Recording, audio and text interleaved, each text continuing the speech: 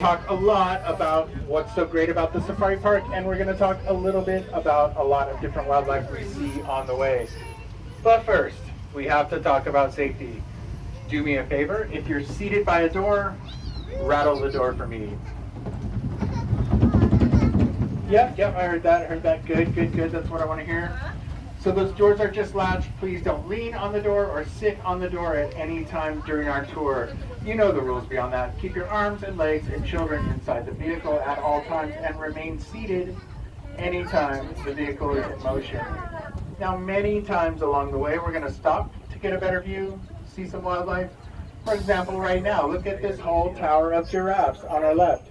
So anytime we do stop, feel free to stand up, to take a better picture, get a better view, switch places with your friends.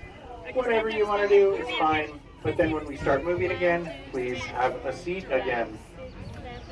Cool giraffe action. Lastly, I want to talk about medical emergencies. In the event of a medical emergency, if you are seated in the last two cars, you have yellow strips on the ceiling. Press the strips to get my attention. If you're in the first car, there's no yellow strips on the ceiling. Just go ahead and bang on my window, wave your arms. I'm attending to your every whim. I'm right here. I'll notice you. I'll hear you.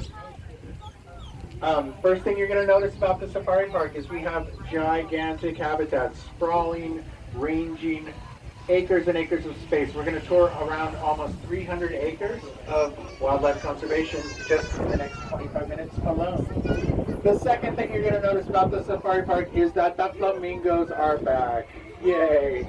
So if you're a regular guest, oh, and a grackle right here by the tram, there's a grackle. Oh, there he goes. If you're a regular guest here at the safari park, you know we didn't have any birds for the longest time. And we were so sad. It's because the bird flu. So they were all here, but they were just in like a birdie warehouse, or you might say a birdie hotel. But they're back. We're so excited to have them back. However, they're nervous about being back because they just came back now. And so we're not supposed to stop and talk about them. So we just casually drive past the birds when we see them. I want to thank you for coming to the safari park today just by coming through one of our two front doors, the San Diego Zoo and the San Diego Zoo Safari Park. You're helping us to collaborate with partners all around the world to find new solutions to the same old problems, challenges that face wildlife everywhere, and the communities that interface with wildlife. Not just here at the park, but from the Arctic to the Amazon. We're going to stop right here. We got a lot going on. So on our right, you're going to see a baby rhino, but a bunch of southern white rhinos, and just casually walking past. This is mule deer. Nothing to see here. Now that mule deer is just local. It's not part of the park. We don't care for him, but we do care about him. So half of our park is set aside for local wildlife, like the mule deer. The aim at the Rhino Rescue Center is to have live northern white rhino babies here at the safari park. How are we going to do that? Well, we have genetic material from 12 different northern white rhinos stored in a frozen zoo, along with thousands of other animals. And we're going to use one of those ladies that you just saw, one of those southern white rhinos, to act as a surrogate mom for a northern white rhino baby. And we believe that by doing all this, we could have live northern white rhinos here at the park within the next 5 or 6 years. Sounds a little bit like science fiction. Another way to say everything that I just said is we're doing a Jurassic Park on the northern white rhinos. But a lot of the techniques necessary, the in vitro fertilization techniques and artificial insemination techniques, embryo swapping, a lot of those things have already been tried out amongst the southern white rhinos that we have here. And so, for example, 2 of our babies that have been born here recently were using all the same techniques that we would need to use to have northern white rhino birds.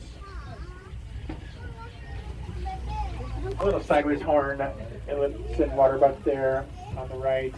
Now we're going to see some more birds here on the right. Same story as before. I'm not supposed to stop and talk about the birds. Just going to casually drive past.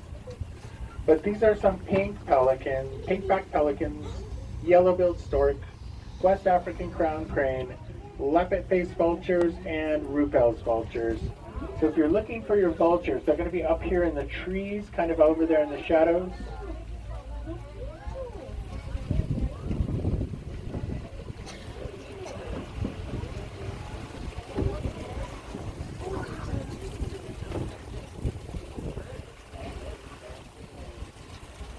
So on our right, these are going to be some Samarang gazelle. They're adapted for desert climates. They have the white bottoms to reflect the heat of the sand. And then they have tan tops so they can blend in with the sand.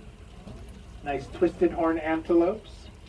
Then on the left, we have a whole bunch of different antelopes. So I'm going to name some and talk about some. Up at the top there, those big antelopes, those are Patterson elands. I can't tell if that one is going to sit down or if he's practicing fighting all by himself. That's kind of their fighting pose. In the middle of the hillside there, you have tiny little antelope. Those are the springbok. And then down here at the bottom, we have the sable antelope. So I'm going to talk about these sables since they're closest. This is a bunch of boys and girls together, and they all look the same. So anytime you see a group of antelope where the boys and girls both have their horns, it means that they come from a place where resources are scarce. And so food and water, the ladies need horns to compete with the males for food and for water to sustain themselves. And so the sable, they all look the same. When I think that's the male sitting at the trough right there. His coat is just a little bit darker. Eventually his coat will turn jet black. It'll change from that orange-brown color to a jet black color. So we call that sexually dimorphic, when the boys and the girls have radically different visual appearance.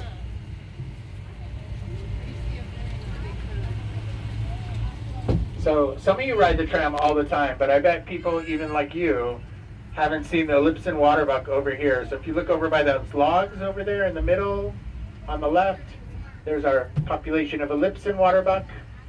Those are ladies and a couple babies, so they don't have horns. Anytime you see a group of, the baby is crashing into the mom right there, that's so funny. Anytime you see a group of antelope where the ladies don't have their horns, it's the opposite. It tells you that they come from a place where resources are plentiful, lush and verdant environments with lots of water and food. I do want to call out this tree on the right, the flat bottom tree. Look at all the trees around the habitat, and you'll notice that none of them anywhere have any leaves hanging down below about 19 feet. Call that the browse height. In this case, the browse height is about 19 feet because our tallest giraffe out here, he's about 17 and a half feet tall. And that means that his tongue is 17 and a half inches long. If you do the math, you end up with about 19 feet where he will reach up and eat all the leaves. And so all these antelope, they love the giraffes for clearing out the understory of the trees, because it means that if there were predators approaching, they have a clear view, good visibility, good visual lines on any predators that are approaching.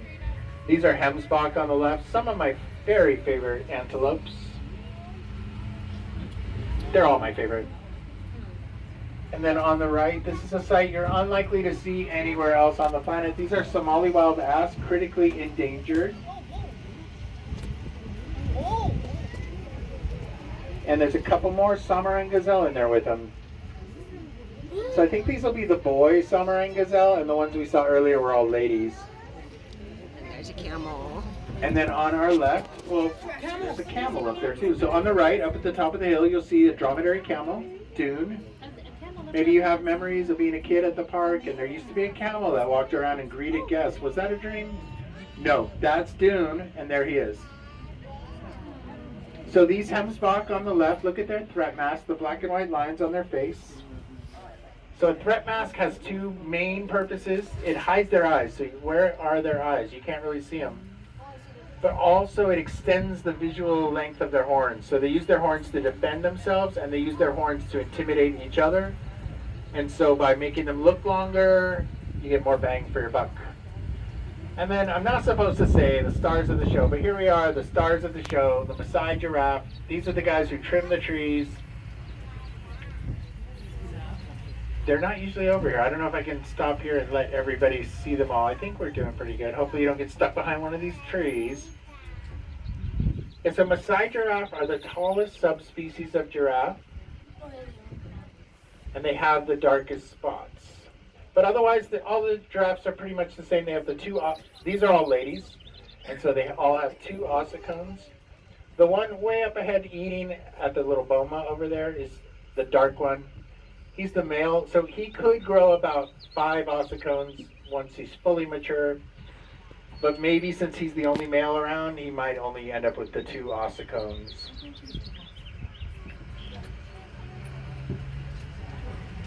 Gonna move along.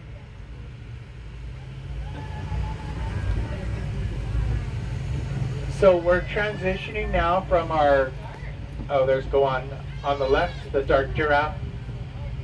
We're transitioning into our forest habitat. And the first, there's a zebra underneath the trees here on our left. The first thing you'll notice about the forest habitat is there are no longer any giraffe in here. And how can you tell that? Well, look at the trees. Oh, there's 2 zebras. So these trees are not shaped by the giraffe. They're just normal tree shaped. There's our Grevy zebras. If you've seen one zebra, you've seen them all. Am I right? No, of course that's not true. Zebras are as individual. Their stripes are as individual as your fingerprints. Those are Grevy zebras. So Grevy are the largest of the 3 species of zebras. And they have the most distinctive stripes. A lot of zebras have shadow stripes in between, so gray stripes in between the black and white stripes. Oh, here's my Nyala on the left. Look at their gold socks. And then these are roan antelope up here at the top. So Nyala and roan, 2 different types of antelope. So the roan, the hemsbok, the sable, the elands, these are all what we call horse antelopes. Hippotragus, it's called. Hippotragus. I think it's Gus, right? Tragus. Look at their threat mask, the black and white lines on their face. And then the Somerangs, the Nyala, the Springbok, the Thompson gazelle, these are all what we call twisted horn antelope. So 2 different groups of antelope. Oh, and there's some Ugandan cob down there in the valley. There's a lot of antelopes in this habitat on the left, but you can't really see them these days because look at all the grass. Look at the hills all around us. Can you believe how green they are? If you're from Southern California like me, I'm just going to talk about what's on the right because the sun is so fierce on the left side. If you're from Southern California like me, you know that these hills are supposed to be brown and dead by now. Not really dead, but they look dead. But this year we got so very much rain. And so look at how green the hills are. In fact, look at all the golden flowers everywhere. So beautiful. So this is a good place to talk about the safari park, the size of the safari park. So we're sitting here right now on about 1,800 acres. And so if you look all the way down in the valley, that's all safari park. And the hills all around us, it's all safari park. So half the park is set aside. About 900 acres are these habitats for our exotic wildlife from Africa, from Asia, from Australia. But about half the park is set aside for local wildlife. So if you look on the right here, this is all local wildlife. So it's your California coastal sage scrub habitats, your chaparral. And normally, like I said, this would all be brown and dead right now. So how can there be so many flowers here? Well, it's all thanks to rattlesnakes, coyotes, and bobcats. How can that be possible?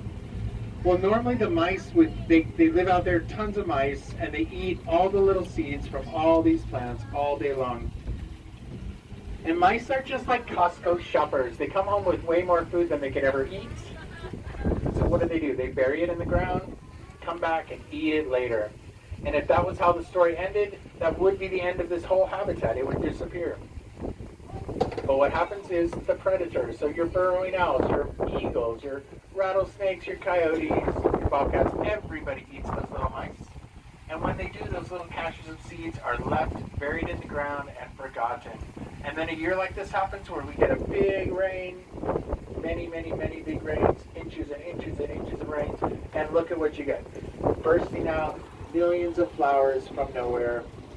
So it's a really interesting example of how your predators create the habitat they live in.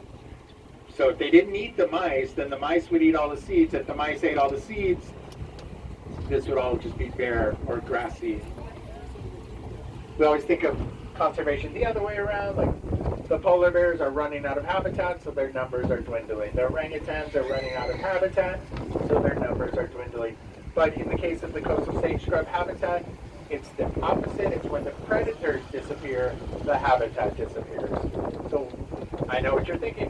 What can we do about it? What can we do about the local California wildlife?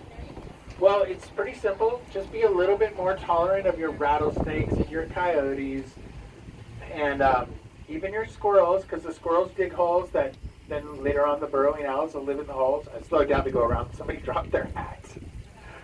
Such a sad hat, but I think I managed not to run it over.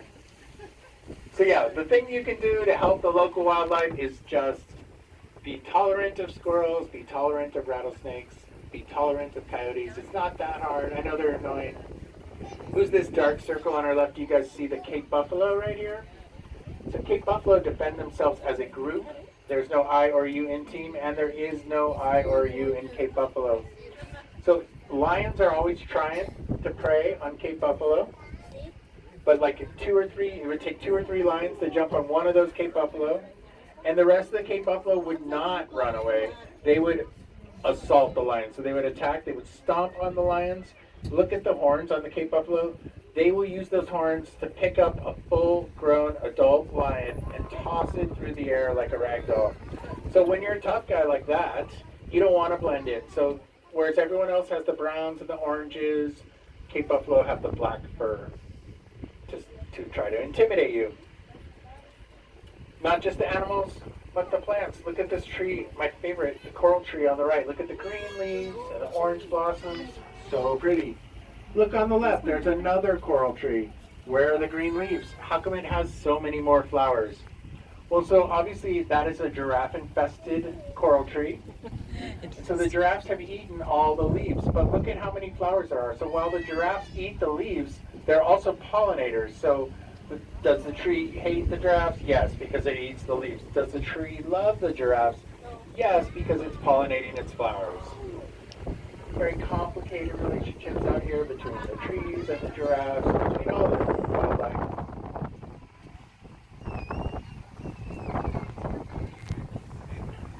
Got a few minutes left here together. Make the most of it if you can. If you look way up at the top of the hill on the right, there's some scimitar oryx. Scimitar oryx completely extinct in the wild after 1970, but we've had over 700 scimitar oryx born here at the park. And then on our left, these are the largest antelope, or these are elands. Elands are the largest antelope. These are Patterson elands, second largest antelopes in the world. Look at those long twisty horns.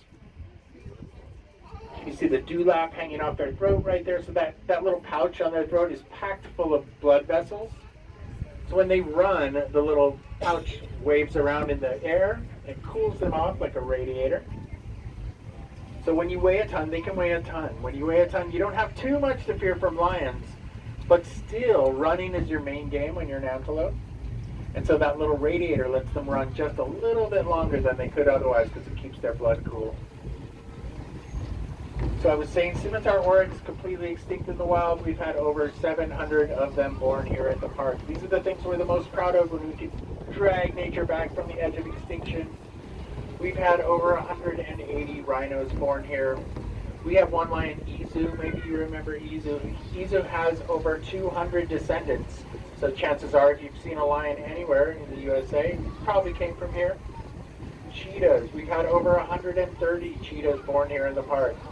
All this conservation is all possible thanks to guests like you who keep visiting us again and again. So we want to sincerely thank you for coming out today. And I want to sincerely thank you for coming on my tour. This is my favorite thing to do here at the park is to drive around in a tiny little circle and talk about antelopes. I hope you get another chance to take the tram again sometime. If you do, you'll see a completely new tour. Every time you go on the tram tour, it's a completely different tour. Just look at all the flowers everywhere. There's different flowers that bloom all the time. Different wildlife in different places. Check out the ibis flying through the air. It's so cool. They don't look so graceful when they're on the ground, but when they fly, they look really cool.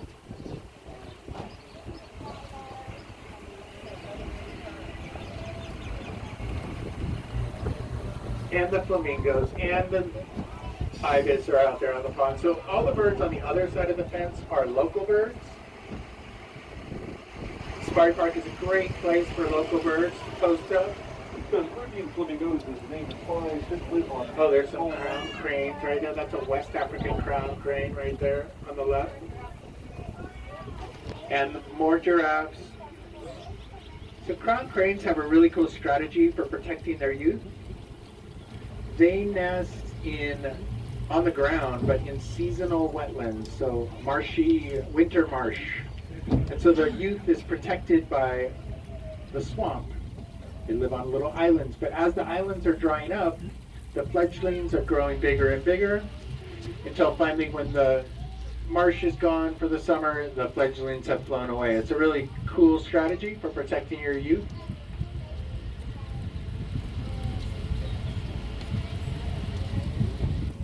You know what you should do? You should come here every week. So I'm supposed to be talking about the African wildlife out here, but I'm always looking on the left. There's a whole bunch of birds that nest on the left here, mostly killdeer. There's one guy around here who's got a nest, but I haven't found it yet, so I'm always peeking out my door on the left side. So those are fringe-eared oryx over there on the right with the giraffe. Again, notice the way that all the wildlife gets along really well in these big habitats. Very natural for them to be together. When you're an herbivore, there's safety in numbers. You don't have to be faster than a lion as long as you're faster than just one of your friends. So that's what they do. They all kind of hang out together. How you'll find them in nature.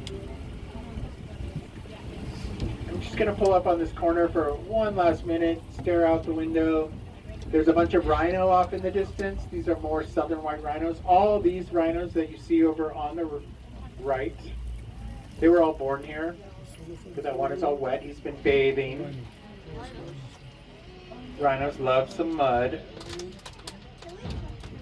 So southern white rhinos, back in 1930, there was only 100 southern white rhinos worldwide. People think their horns are magical, so people poach them just for their horns and just left the carcasses behind. So how do we change that? Only 100 rhinos. Now here we are 100 years later, and there's 15,000 of those rhinos. So the magic trick, the innovation that made it all work was the South Africans figured out that all we have to do is pay the poachers to protect the rhinos. So as long as we pay them more than they were getting for their horn powder, which by the way is not magical, we want you to know. As long as they got paid more than they were getting for the horns, they knew where the rhinos were and they were able to protect the rhinos. So there's all kinds of new strategies, new ideas. It takes new thinking to make the future a place where all life can thrive. So I want to thank you guys again. Please remain seated until we come to a complete stop at the station. When we do stop, go ahead and reach out the door on your right side only. Push forward on that black knob and let yourselves out. If you have any comments or criticisms, or if I missed something, or if you just want to chat, feel free to bring it all forward and talk it all out. We love it. Have a great day here at the park. Thanks.